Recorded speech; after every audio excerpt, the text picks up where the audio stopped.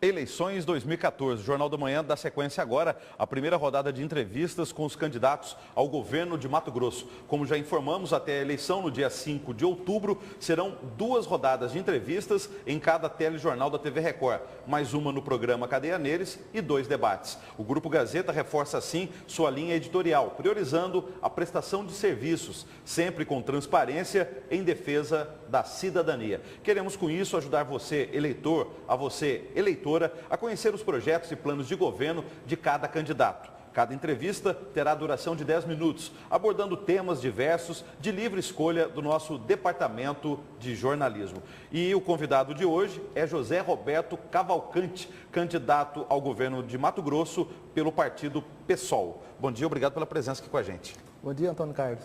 Bom dia a todos. Candidato, por que o senhor quer ser governador de Mato Grosso? Olha, a nossa luta é no sentido de que nós temos um estado aqui, um estado muito rico, com vários recursos, e uma população que vem tendo bastante dificuldade de organização. A maioria das pessoas, elas vem sendo relegada a um segundo plano. E essa riqueza que é produzida para o estado, ela vem sendo canalizada de uma forma a priorizar uma minoria. Então a gente procura, nesse sentido, a nossa força é unir essa população na construção de um novo modelo aí, para melhorar a condição de vida, ter uma vida mais digna e feliz aqui no nosso estado. Já que o senhor está falando isso, quando a gente olha lá na página do TRE, das candidaturas dos 5 que estão pleiteando o registro, a sua candidatura foi a primeira, já obteve o registro junto à Justiça Eleitoral. E lá o senhor coloca 4 diretrizes do partido para as eleições esse ano aqui em Mato Grosso. E uma relaciona isso que o senhor acabou de dizer, que seria destinar mais recursos do governo para as áreas mais necessitadas de Mato Grosso. Quais que são essas áreas aqui em Mato Grosso? As áreas mais críticas que nós verificamos aqui no estado é a questão da saúde, né? Ela vem em primeiro lugar, né? Depois educação, segurança pública e a questão da infraestrutura. No caso da educação, vocês, por exemplo, estão pregando aí nessa campanha a aplicação de 35% do orçamento, conforme prevê a Constituição Estadual. Quando a gente fala em recurso, aplicação, tem que ter uma fonte. Tem dinheiro para isso? Porque até então os governantes dizem que não tem como aplicar 35% na educação de Mato Grosso. Apenas os 25% previstos na Constituição Federal. Veja bem, aqui é uma proposta, nós queremos fazer só uma adequação. Porque você vê que a Constituição, ela prevê ali 25%. A Constituição Federal. A nossa proposta de elevar esse montante aí de 25% para 35% é que já está previsto na própria Constituição Estadual. Já foi feito esse estudo e já está lá. É uma questão de só cumprir. Agora, já foi previsto pelo legislador essa aplicação. A gente aqui não estamos aqui inventando, só queremos elevar essa aplicação com um montante de 35%. Agora, os recursos, de onde virá os recursos? Esses recursos aí é uma questão mais de alocação.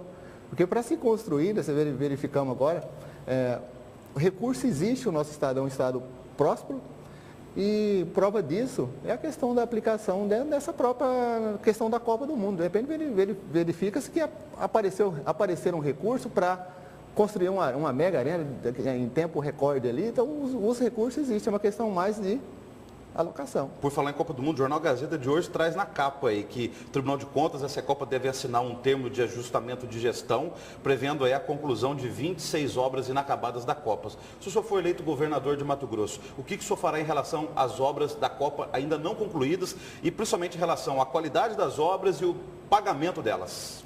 A questão da conclusão dessas obras não tem como ser diferente. Ali você já tem um montante de recursos do contribuinte aplicado nessas obras.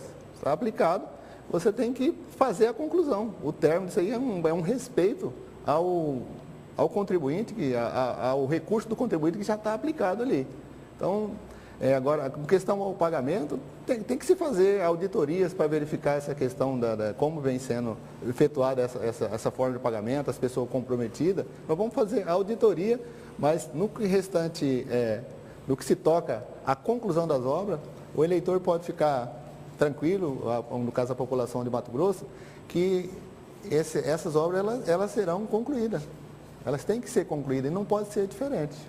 O senhor é do partido do procurador Mauro, que já foi candidato a governador, senador, prefeito e agora nessas eleições disputa a vaga de deputado federal.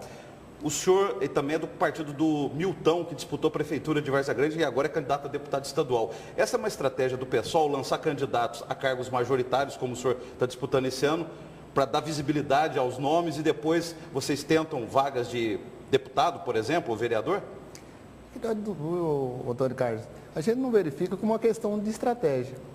É uma questão mesmo de enfrentamento, de enfrentamento da situação que está se colocada por aí. Né? Nós verificamos que, da forma como se desenha há muito tempo aqui a política no Estado, são grupos econômicos que ele vem se revezando no poder e sequestrando o direito das maiorias. Então, a nossa questão aqui mesmo, esse lançamento de candidatura do PSOL, é dentro de um programa e nós fazemos para fazer um enfrentamento nessa luta, para enfrentar essa forma de organização, para a gente procurar aqui, junto com a população, colocar um fim nesse ciclo de exclusão das maiorias. Por falar em exclusão da maioria, o seu plano de governo tem propostas para a Defensoria Pública, que é um setor do governo que defende aquelas pessoas que não têm condição, por exemplo, de contratar um advogado. E a gente vê pelo Brasil que é uma grande dificuldade de se criar uma defensoria e manter a defensoria funcionando. Se o senhor for eleito governador, o que fará pela Defensoria Pública de Mato Grosso? Veja bem, a questão das defensorias, ela vem para fazer ali a defesa dessas pessoas que não têm condições, porque o trabalho de advogado é um trabalho técnico um pouco caro, e esse trabalho de defensoria ela vem justamente para preencher uma lacuna, ali, uma falha que existe, onde essas populações, além de ser desassistidas, ela não tem o mínimo direito nem de reivindicar os seus direitos. Então, as defensorias públicas elas são necessárias, tem que se articular política para que leve esses defensores às populações mais carentes. Agora há pouco o senhor falou do Mato Grosso é um estado rico e falou também em auditoria. Vocês do PSOL propõem auditoria na dívida ativa do estado, que seriam os créditos a favor do estado e cobrança dos grandes devedores. Como que será feito isso? Essas auditorias elas têm que ocorrer, ela tem que se montar essa equipe para se verificar, rever esses contratos, fazer a auditoria dessas dívidas, para verificar qual é a atual situação, para você levar essa transparência e tomar as medidas necessárias no sentido de encontrar aquelas pessoas que venham com desvio de conduta e elas possam ser responsabilizadas. Candidato, o governador não age sozinho, ele precisa, por exemplo, dos outros poderes para governar, inclusive a Assembleia Legislativa. Vocês do PSOL estão lançando 12 candidatos a deputado estadual. São necessários 24, vão ser eleitos 24. Como governar com metade só da Assembleia se os 12 candidatos do PSOL forem eleitos? Como é que o senhor pretende se relacionar com os outros partidos caso seja eleito governador? Nós verificamos que essa questão de governabilidade, da forma como ela vem sendo feita, o eleitor ele já tem consciência, o eleitor é a população de Mato Grosso e todo o Brasil, eles já vem sinalizando com a forma como vem se organizando essa questão de governabilidade, entre que você vê um atrelamento entre o poder executivo e legislativo, é uma forma que vem prejudicando a população. Então, esse diálogo, a população, ela já tem sinalizado para isso, que ela quer ali, ela já sinalizou, ela quer, por exemplo, dentro das suas competências, você tem o poder executivo, você tem uma competência de executar o serviço público, de fazer a administração do serviço público, e por outro lado, você tem a questão aí do poder, no caso do poder legislativo. Ele tem ali a sua competência, a sua função, que é de legislar e fiscalizar o executivo. Então, esse diálogo com a Assembleia Legislativa, ela tem que se dar ao interesse do povo, e o povo vem acompanhando. Eu creio, muitas vezes, as pessoas que vêm dos governos atuais, você vê que há um nítido atrelamento entre esses dois poderes. E essa forma tem prejudicado o povo, uma coisa que a gente procura colocar ao fim nesse ciclo aí. Inclusive, o senhor fala na proposta de governo em acabar com as emendas parlamentares individuais e também com o clientelismo político de deputados. Por quê? Na questão dessas emendas, por que eu colocar fim nessas chamadas emendas parlamentares individuais? A gente verifica que isso é noticiado na imprensa, que os nossos representantes hoje, pela crise chamada crise de representação, eles têm atuado como meros despachantes de empreiteiras e de interesse de grupo. Essa tem sido a atuação dos nossos parlamentares. Por isso a gente colocar um fim nessas emendas, nessas emendas parlamentares individuais, onde os recursos já podem ser destinados de uma forma direta, já vem direto para o município que é ali que vive as pessoas. Então essa é uma das formas de acabar com da nossa proposta de acabar com as chamadas emendas parlamentares individuais. E isso vale também para federal, porque o pessoal está lançando nessa eleição, por Mato Grosso, apenas 3 candidatos a deputado federal. Mato Grosso tem direito de eleger 8 parlamentares. Ou seja, se o senhor for eleito governador, vai ter que contar também com o trabalho de 5 outros deputados de outros partidos. Isso que o senhor está falando para estadual, vale também para federal? Vale também para federal. Essa é uma proposta, tanto de nível estadual como federal, né? Das nossas bancadas da nível federal, as propostas no mesmo sentido. Isso é uma proposta do partido. O senhor propõe também no plano de governo criação de 5 fóruns permanentes: desenvolvimento regional, pessoas com deficiência, diferenças de gênero, diversidade sexual, infância e juventude e pessoas marginalizadas. Para que esses fóruns?